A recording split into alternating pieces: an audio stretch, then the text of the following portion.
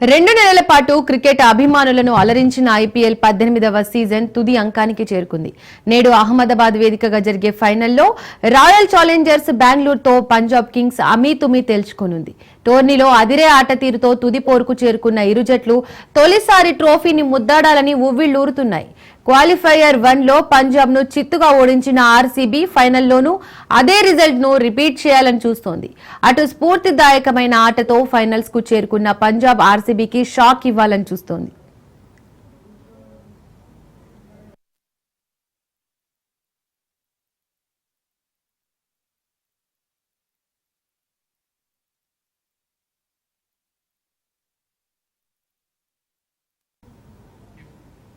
Final match లో Bengaluru జట్టే favourite గా బరిలోకి దిగుతోంది.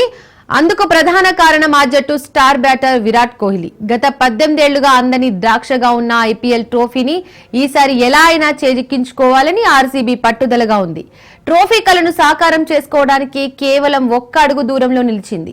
అన్ని విభాగాల్లో ఆర్సీబీ మెరుగ్గా కనిపిస్తోంది. విరాట్ సూపర్ ఫామ్ ఆ జట్టుకు పెద్ద సానుకూలాంశంగా ఉంది. టోర్నీలో ఇప్పటికే 614 పరుగులు చేసిన విరాట్ 8వ అర్ధ శతకాలు బాదాడు. మరో ఓపెనర్ ఫిల్ సాల్ట్ విధ్వంసం సృష్టిస్తున్నాడు. మిడిల్ ఆర్డర్ తో జితేష్ శర్మ చెలరేగుతుండడం బెంగళూరుకు సంతోషాన్నిస్తోంది. అయితే కెప్టెన్ రజత్ పాటిదర్ ఫామ్ కొంచెం ఆందోళన కలిగిస్తోంది.